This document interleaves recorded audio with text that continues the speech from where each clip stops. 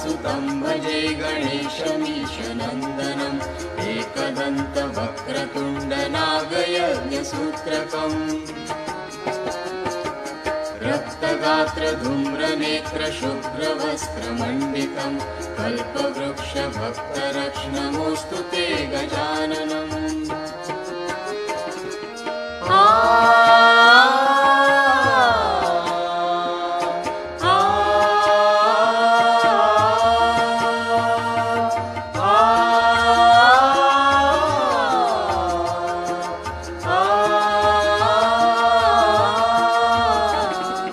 पाशपाणि Chakrapani मूषकाधिरोहिणम्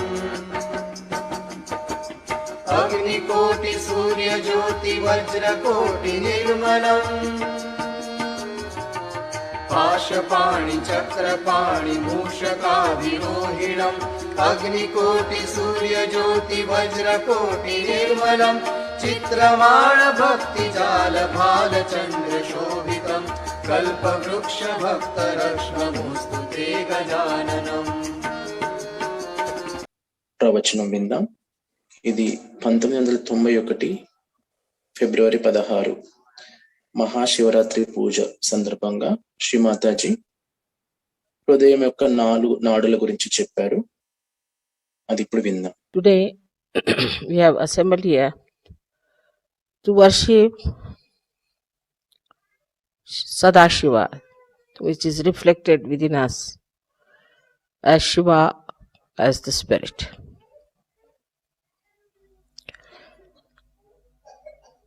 He is reflected in our heart. And as you have seen that the goal of our life was to achieve the state of spirit.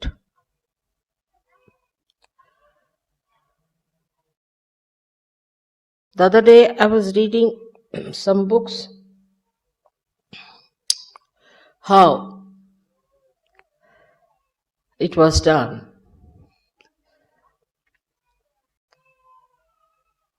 The self-realization, to know the spirit, and how people were tortured. First of all, they were asked to some or other deny, defy, and condemn their body. Now, if the body wants to have comfort, then it was said that first try to sleep on the carpet, not on the bed. Then still is not enough. Then from the carpet you go to a mat. Still is not enough. Then from that you move down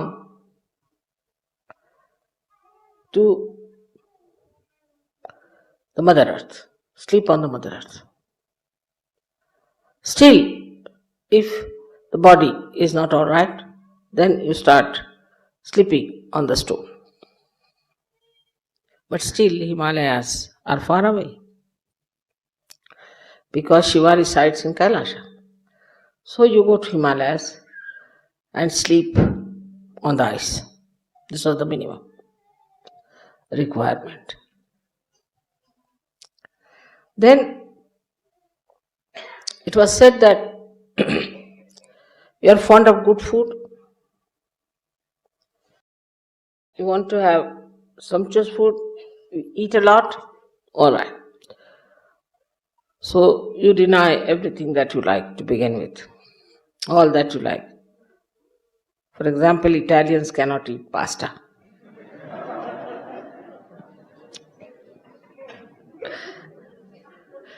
Then deny that. But that's not sufficient. After that, you start eating things which are very bitter. As in the Zen system, they give you to eat something which is like quinine raised to power 108, absolutely bitter or absolutely sweet. So put your tongue into test. But still the stomach is there. So if you are eating too much, you fast for 1 day. That's not sufficient. Then fast for 7 days. Then for 40 days. Month has got to be 30 days. To fast for 40 days means you are already finished. That's how if you have to do your penance for nirvana. As it is, you get a nirvana because you are finished and dead, you see. Nothing is left out of you. Nothing but bones, and these bones then become nirvana. Ultimately the death follows. So you are finished and there is nirvana, no doubt about it. Then you don't live in a house, because house is comfort. Give up your wife, give up your children, give up everyone. Now wear only one something like a cloth tied round. And go and ask for alms from people.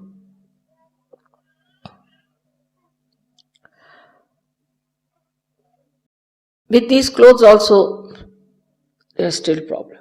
Yes, you are attached to your cloth. So you go to Himalayas where there is nobody to see you.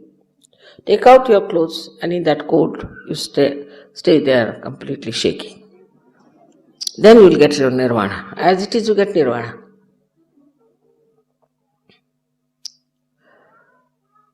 All such conditions were put as to destroy the demands of your body to begin with. You tell your body, no, nothing doing. You better work out your nirvana. The second thing was to destroy your mind, which takes you to senses, to things of joy. Supposing you want to have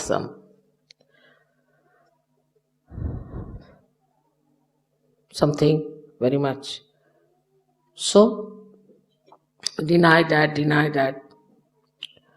Anything that your mind tells you, just say no to.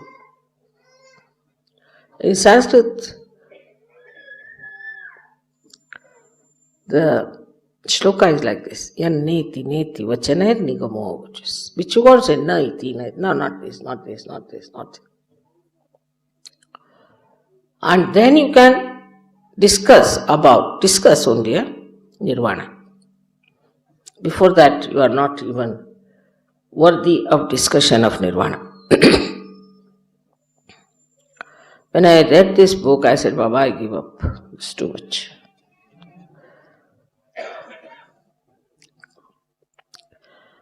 But in Sahajayoga, it's the other way round. Like building first the pinnacle of the building and then the foundation. Opening your sahasrara was the first thing was achieved. And then in the light of the sahasrara, you have to watch yourself and see for yourself. Gradually the introspection was a better thing. Through vibrations is to see why I want this, why my attention goes to my comfort, why my attention goes to food, why to my family, why to my children, when I have to achieve the highest. So you start introspecting yourself. Then you know on your vibrations also, there's something wrong with you. Then you don't try to see others. What's wrong with others? You start seeing yourself. Because it's your own ascent you have to achieve. But in the olden times, all these things were done individually. Like a one person who starts the path of nirvana, he used to go into ekant, means into lonely places. Stay away from people, avoid them, have nothing to do, and achieve this ascent, self-realization only for himself. It was not for others. Then this gentleman became absolutely exclusive. He wouldn't talk to anyone, he wouldn't meet anybody, and he would sit somewhere on top of a remote mountain. Anybody who tried to meet him, he would throw stones or say all kinds of horrible things and never meet that person.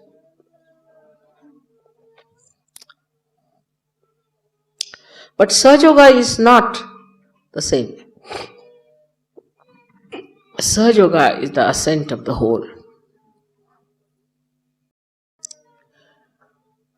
This kind of singular achievements did not lead people anywhere. Saints, of course, tried to talk to people, tell them about self-realization, about God, about righteousness, about value system. But they too were regarded as something strange and were tortured and troubled. So, on the level of an individual ascent, they couldn't do anything for others except for talking about it, telling about it, till Sahajayoga came. Even the talking about it was prohibited. Till the 12th century in India, nobody talked about it to the public. It was all in Sanskrit, very difficult Sanskrit books, which were only available to few aspirants, was explained to very, very few even, amounting to few numbers of people. But giving realization was denied. So only one master had one disciple.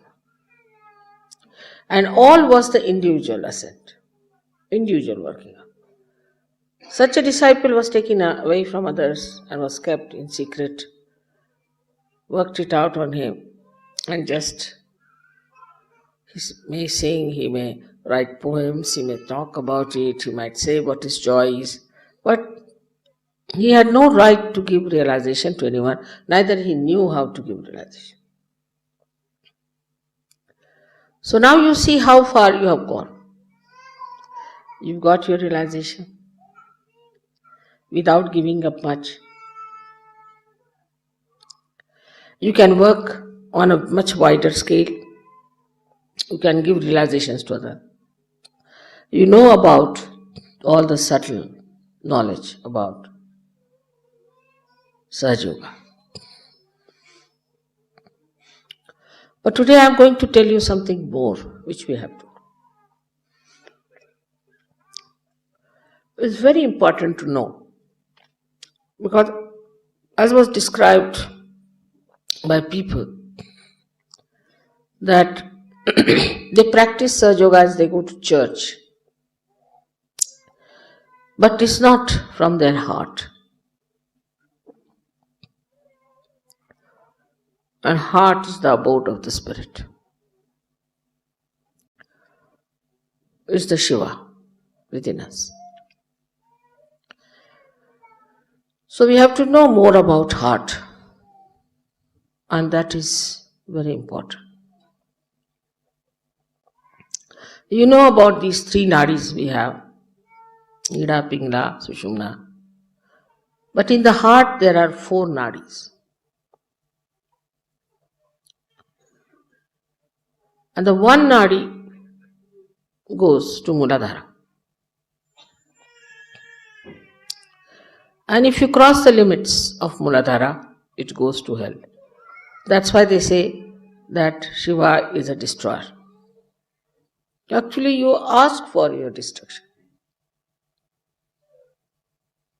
And when you ask for your destruction, Shri Mataji ప్రవచనం యొక్క తెలుగు సారాంశం తెలుసుకుందాం.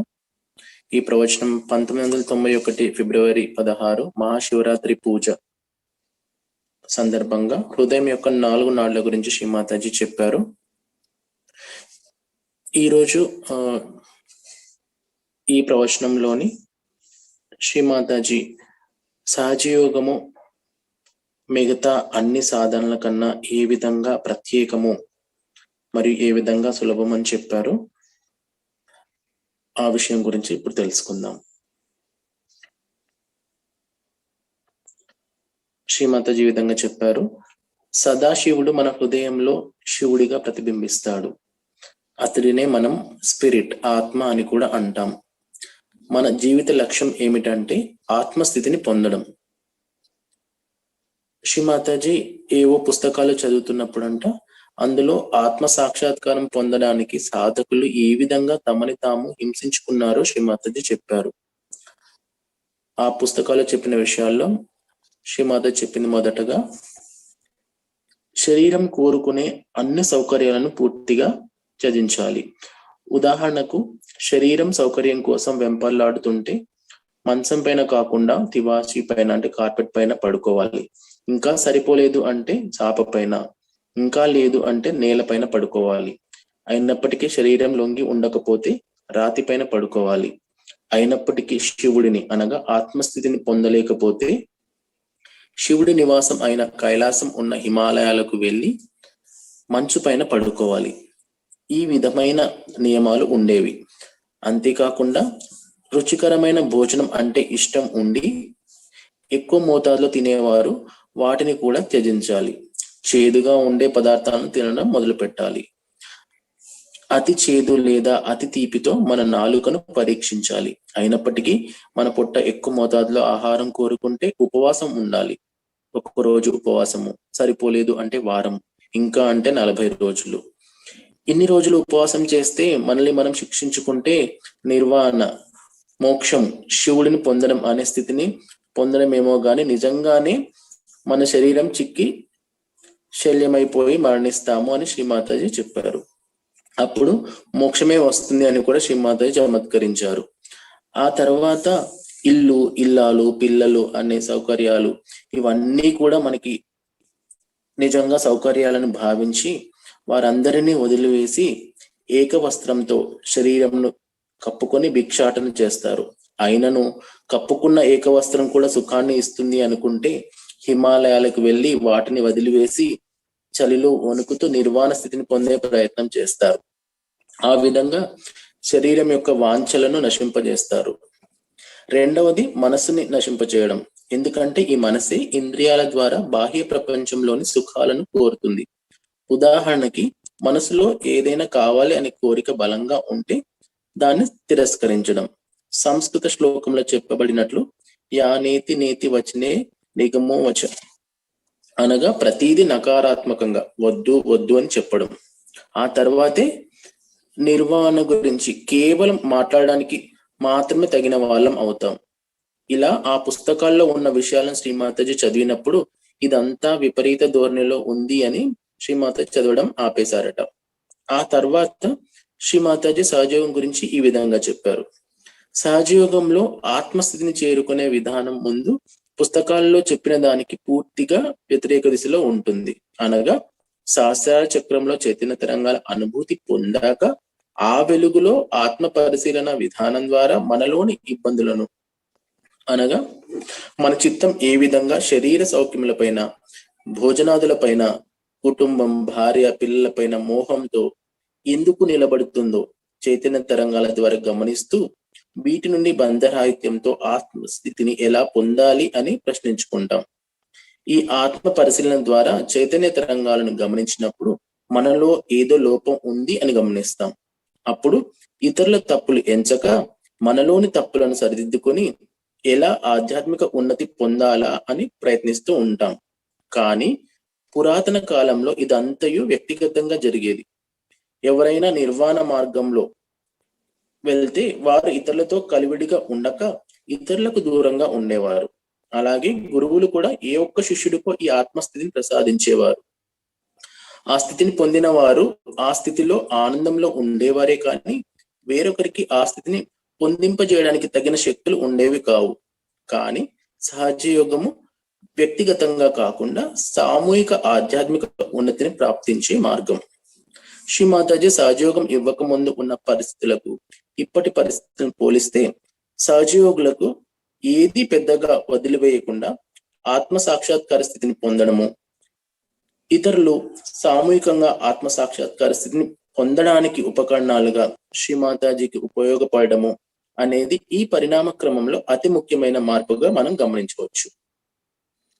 ఇంకా శ్రీ మాతాజీ సహజయోగంలో మరింత ముఖ్యమైన విషయాల గురించి ప్రస్తావించారు. సహజయోగ సాధనలో ఏదో మొక్కుబడిలా కాకుండా హృదయపూర్వకంగా చేయాలి. హృదయం శివుడి యొక్క నివాసం. అందుకే మనం హృదయం గురించి వీలైనంత ఎక్కువగా తెలుసుకోవాలి. మనలో ఈడ, పింగళ, సుషుమ్న నాడులు ఉన్నాయని మనకు తెలుసు. అంతేకాకుండా వాటితో పాటు మన హృదయంలో మరో 4 నాడులు ఉన్నాయని శ్రీ మాతాజీ చెప్పారు. ఆ 4 నాడుల గురించి మనము రేపటి రోజున ఈ ధ్యాన కార్యక్రమంలో మరింత విపులంగా తెలుసుకుందాం.